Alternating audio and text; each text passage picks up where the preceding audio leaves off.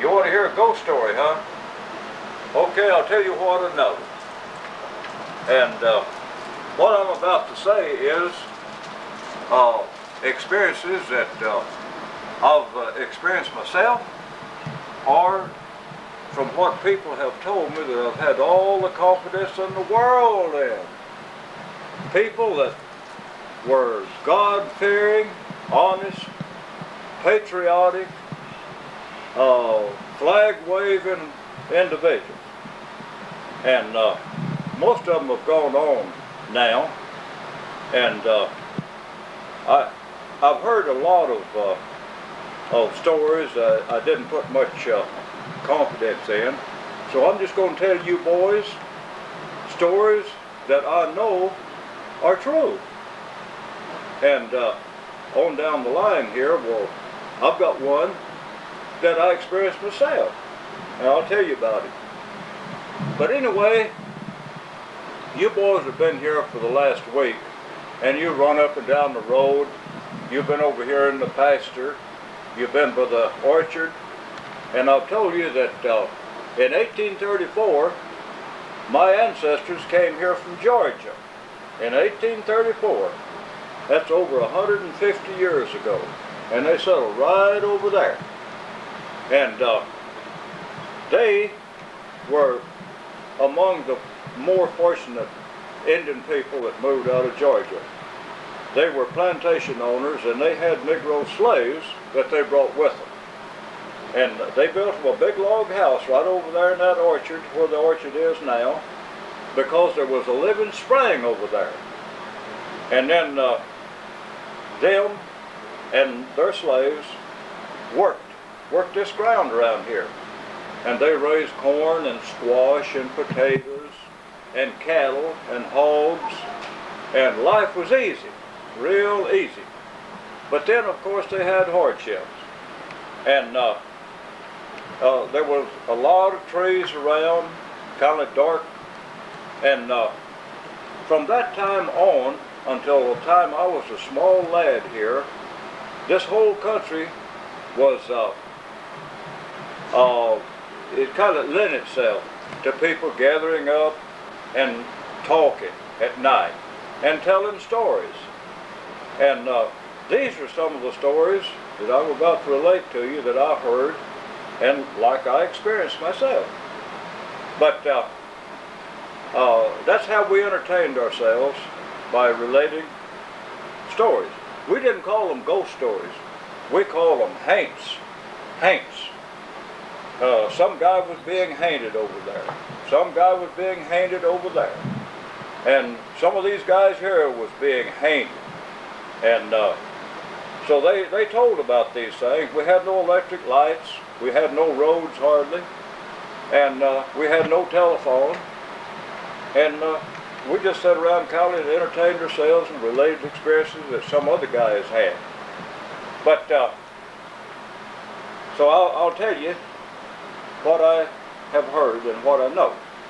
Now, as you boys know, you go up here at the corner, a quarter of a mile west of this house, and then you go back down south. You go to a place a half a mile south that I've told you that they had a Civil War battle. And it really wasn't a battle. What happened was told to me by a man who lived here at that time. His name is Dan Hawkins. And he told me this in about, along about 1926 or 27 or 28. And I was a small lad, but I remember what he said. He said that during the Civil War, a detachment of Confederate soldiers came all the way up here with a bunch of gold that they were kind of scouting around and hiding to keep the Union troops from finding it. And they had about 3 officers and about 20 enlisted men. And they had this gold on a sled. Now he didn't mention a wagon. I didn't ask him why they didn't have a wagon, but they had it on a sled, and it was pulled by oxen.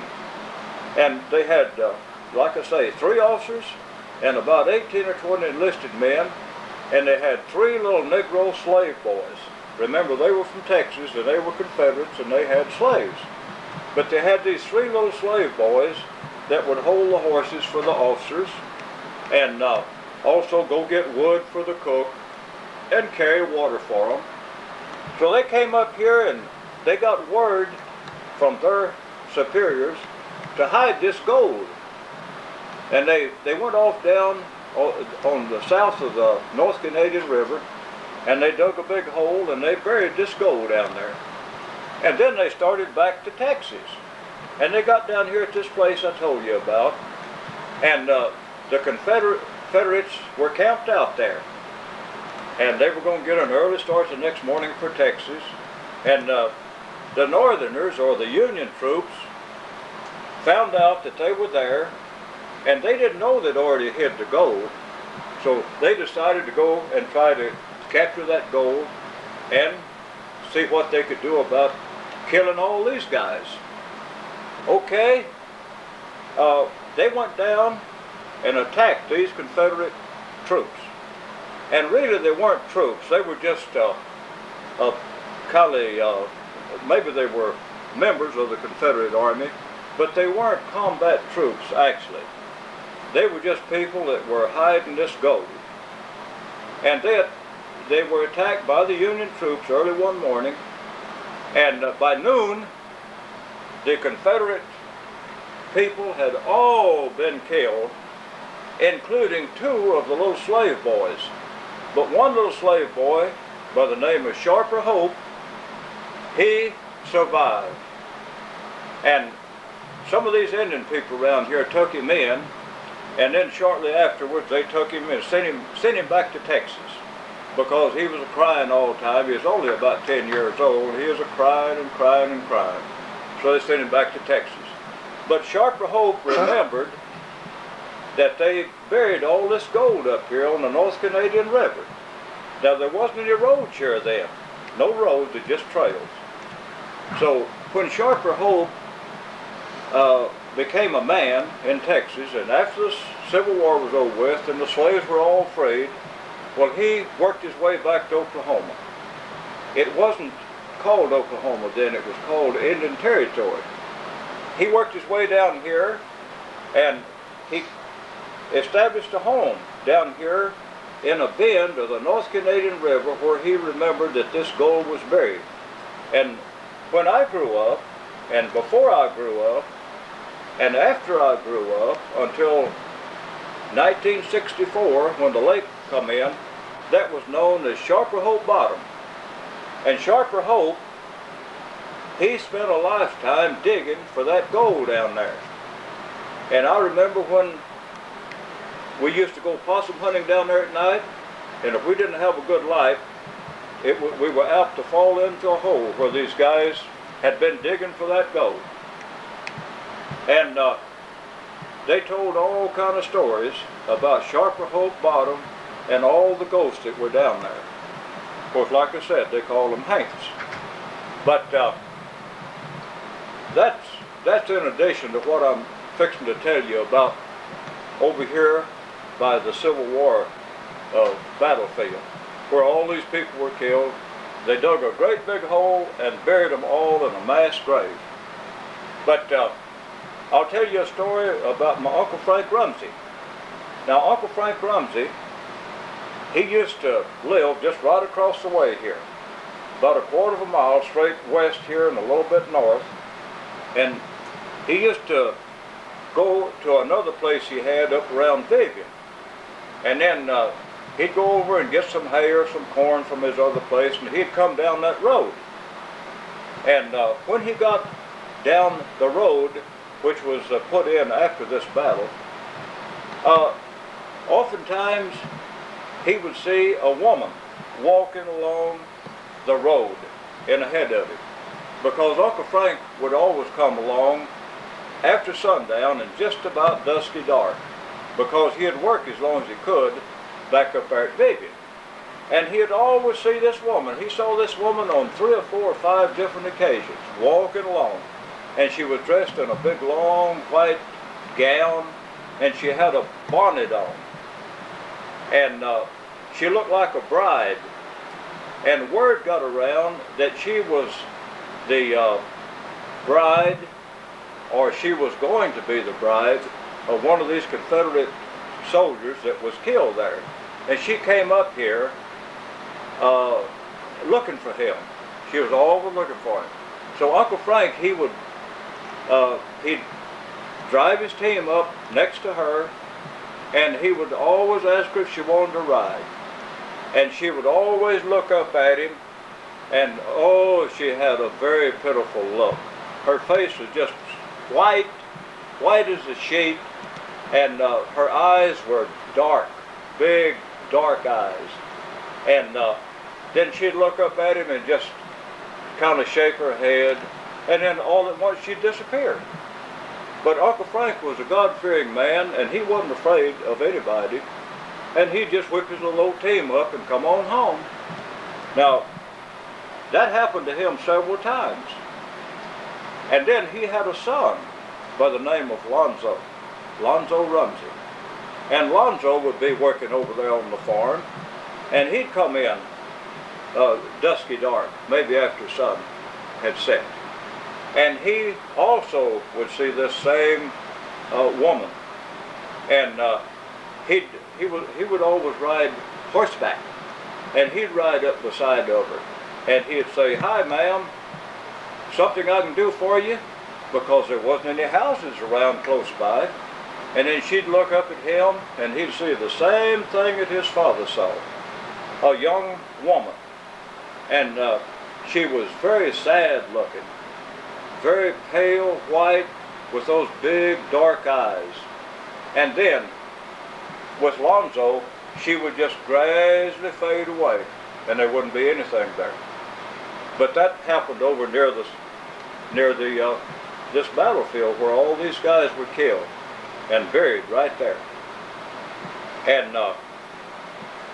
now, let me tell you what my grandfather told me about his experience once. Over about a mile and a half west of where my parents live now, where your great-grandparents lived, Josh, there was a hill called Joy Jones Hill. And my grandfather, who was my mother's father, he told me that he used to drive his wagon and team at night along the road over there, which was a kind of an old muddy, sandy road. And on 2 or 3 different occasions, as he passed a particular spot, he said it seemed like something got in the back of his wagon.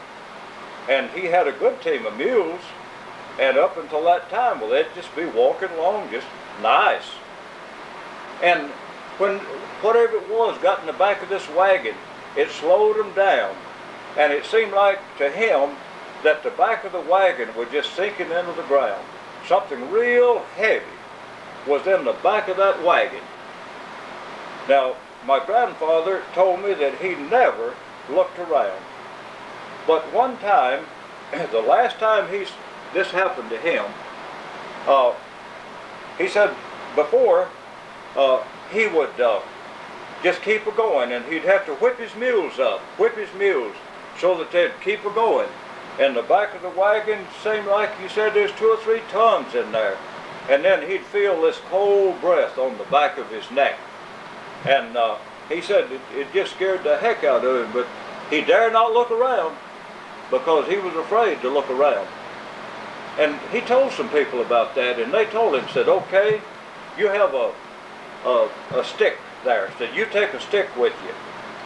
And when this gets into the wagon, you hold that stick up, just like this, hold that stick up, and you put another stick crossways like that and make a cross and hold it over your shoulder and see what happens.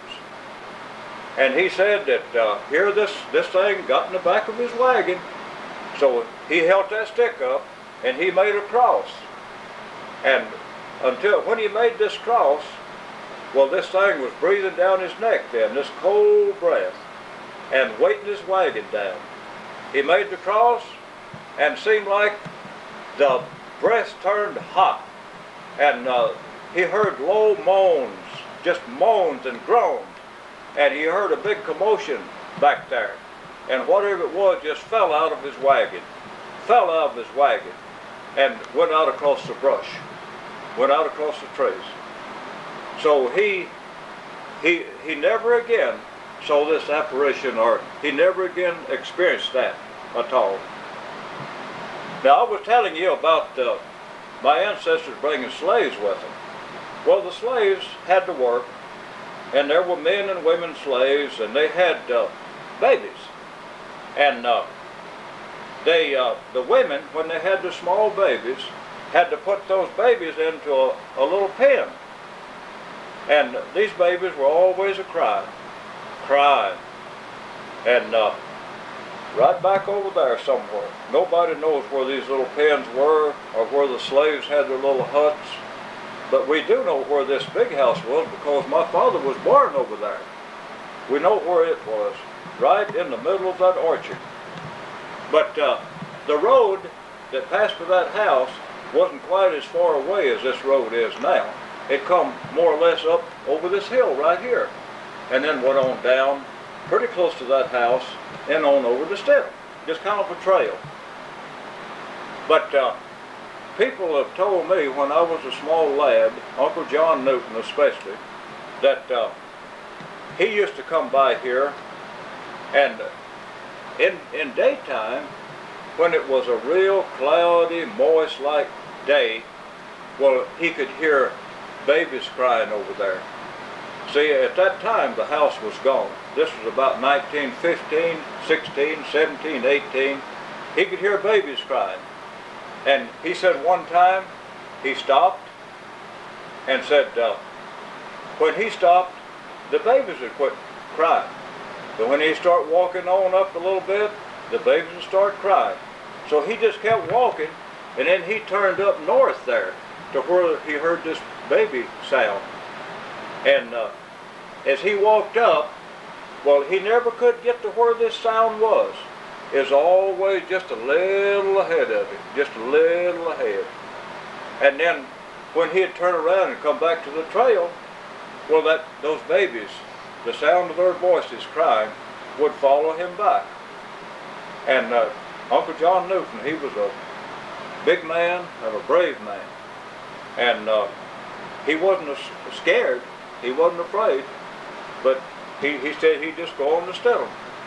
And then that night when he'd come back by, well, he'd hear these babies crying again, and he'd just walk on by. But I just imagine that was the ghost or the spirits of those little Negro slave babies that were crying for their mamas. Their mamas had to work and leave them in that pen. And so Uncle John, he told me all about that, and that's the way he said it was.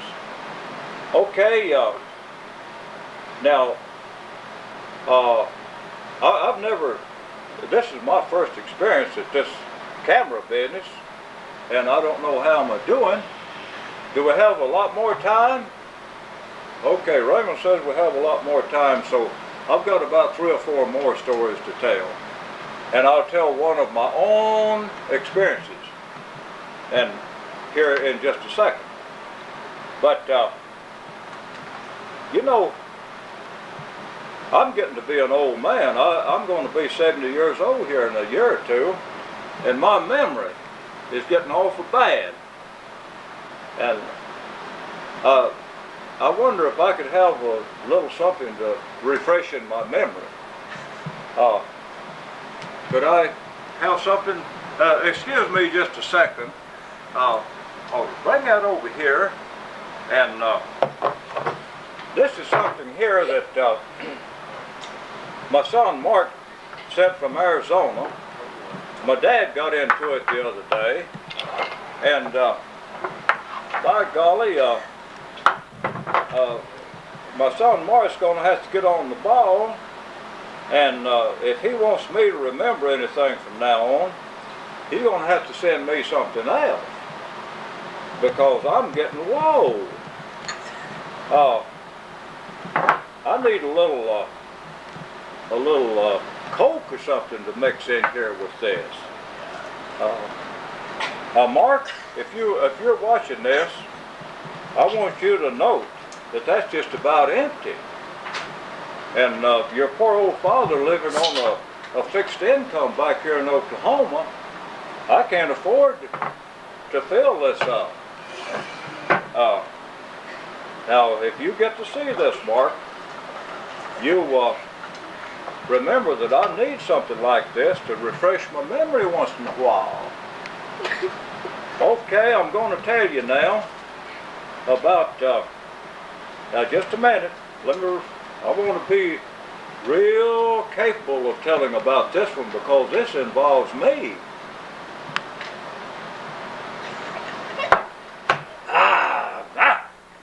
Boy, that's good. Wow. That's good stuff.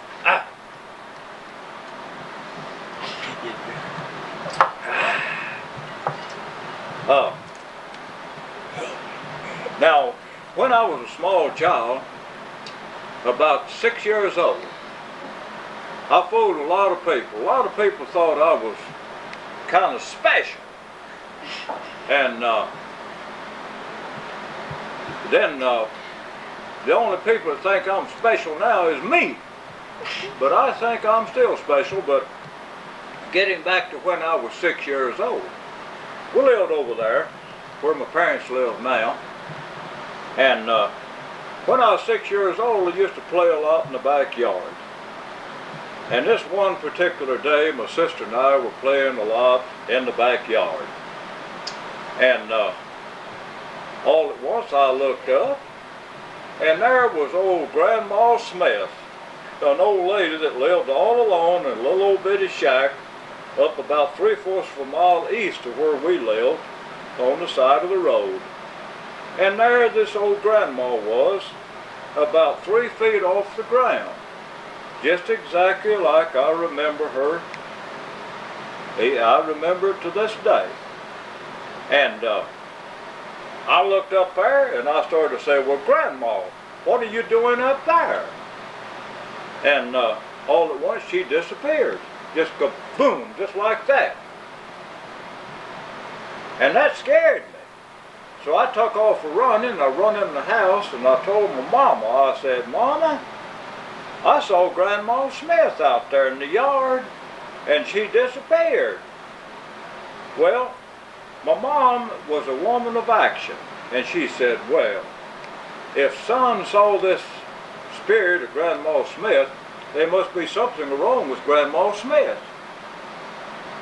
So she went out there and grabbed the white cloth off the clothesline and waved it at my dad. He was out here in the field of plowing, and here he come in, because that was the only signal we had when something went wrong, was the wife at the house waving a white rag at the man out in the field, and he'd come in.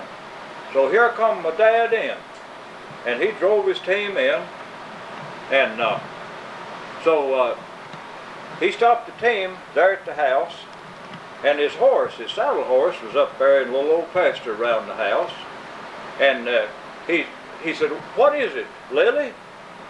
And Mama told him, says, Pink, son just saw Grandma Smith out there in the backyard. Says, you better go up there and check on Grandma Smith. She might be sick.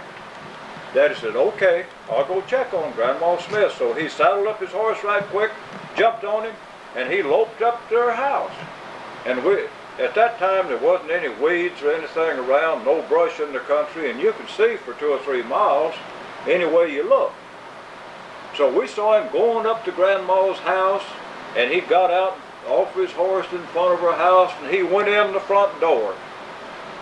And then we saw him run out the back door with a bucket in his hand and run to the well and draw a bucket of water. And he run back in. And about 2 or 3 minutes later, he ran out the front door, jumped on the horse, kicked him out, and come back down the house in a dead run. And he run up there and he brought that horse to a squeaking halt. Excuse me, just 1 second. Ah! Boy, that's good. And he yelled at my mama and he says, Grandma Smith's about dead. So while I hook this team to the wagon, you get some, get a feather bed out there in the wagon and some quilts. I gotta go get Grandma before she dies. So he jumped in the road, he jumped in that wagon, he took off down the road there, kicking up dust, and boy, the dog couldn't even stay up with him. He was whipping that poor old team had been in the field a few minutes ago into a lope with that wagon up there. He stopped in front of Grandma Smith's house and jumped out, and in there he went, and he come out carrying Grandma Smith in his arms. He put her in the wagon on top of that feather bed, turned the horses back around, and back down at the house he come, and he says, Lily, come and help me get Grandma Smith in the house. So Mama went out, her and Daddy got Grandma Smith out of the wagon and took her in the house and put her on my bed.